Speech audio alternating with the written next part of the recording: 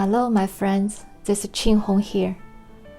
Welcome back to my art studio and little farm in the Blue Ridge Mountains.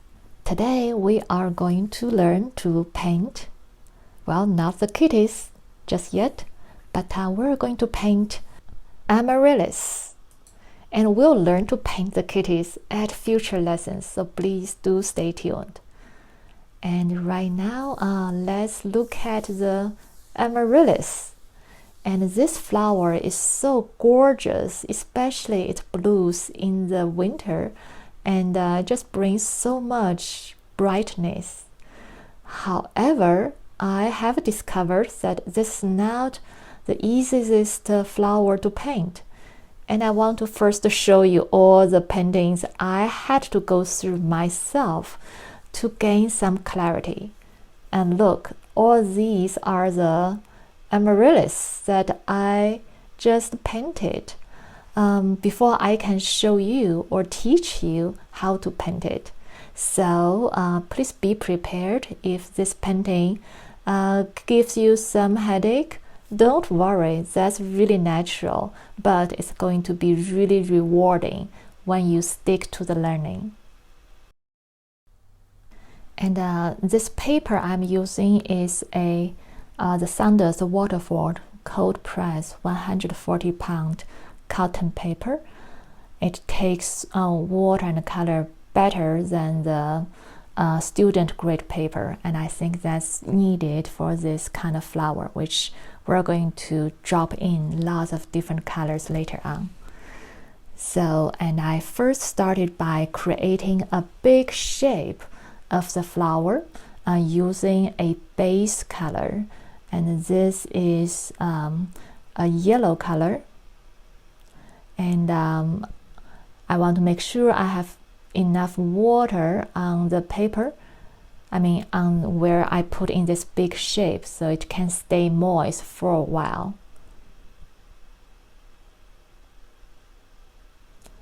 And I'm going to continue to paint in this bud and also the stem at the same time, so there's this wholeness to it.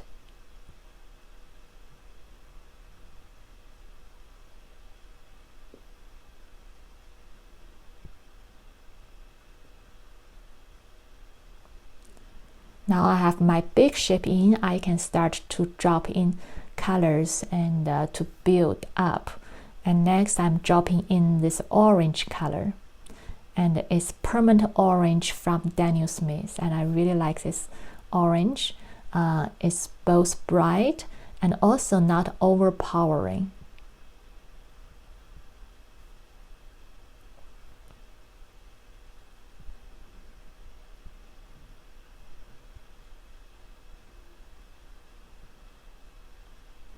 And next I'm putting in some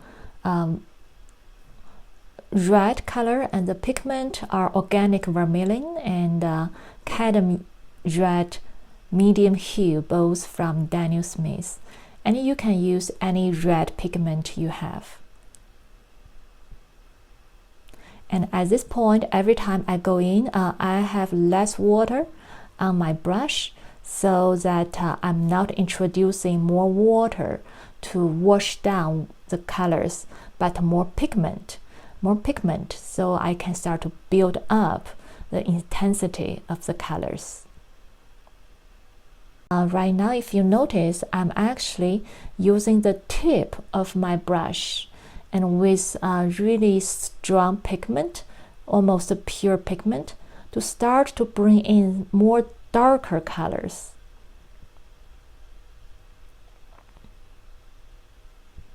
And to add more darkness, now I'm adding some alizarin crimson with a little bit burnt umber, and to come into the center of my flower.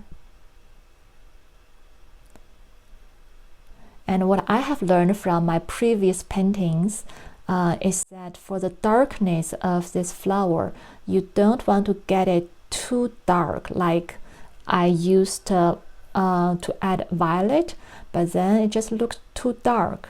And that is one thing when we paint with reference photo.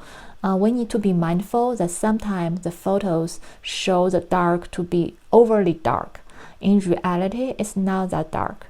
So here I'm actually just not adding any deep dark like violet, but just stay with alizarin crimson and with a little burnt umber to darken it up. And I think that's good enough. It looks more natural that way. And now I start to add a little bit of violet, since I'm doing the darkest dark, and it can be as dark as violet. The value can go. And I'm not doing a big blob of darkness, but see, I'm just using the tip and to give this very subtle darkness, but give it enough punch so the important feature starts to pop out.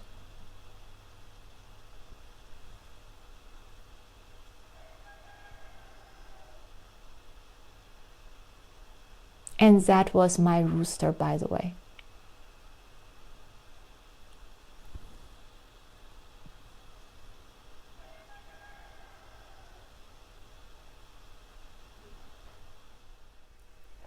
Okay, next I'm going to do a lifting technique to lift out where the cement is.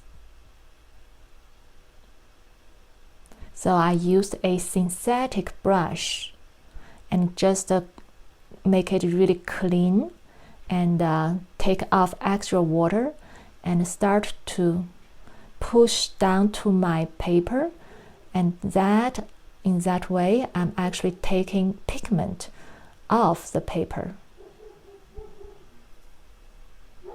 And this worked really well when our paper is damp, not wet, but when it starts to dry but not drying just yet. This is perfect timing to do this lifting technique.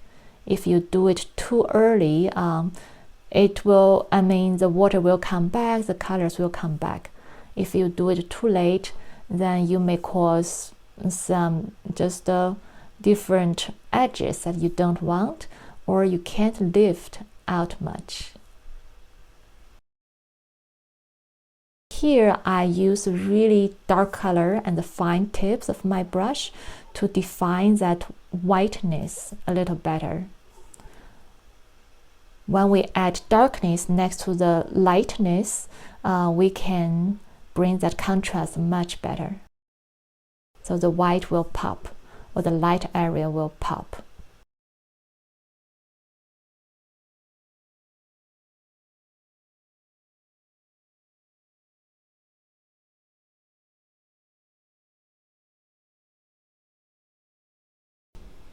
Now, I'm starting to add things that's not on the reference photo, because we are doing this vertical kind of composition, which is quite different from the reference photo.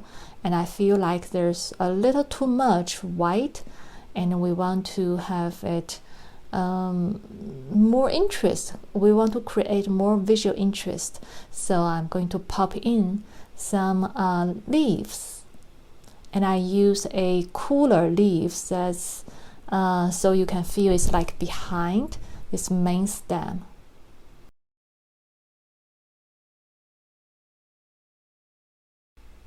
And here is where you can use your own creative decisions, how you want to add more visual interest and make this composition more just not more full, to feel, not to fill in the space, but to give it more of richness. Yes, that's what we're looking for.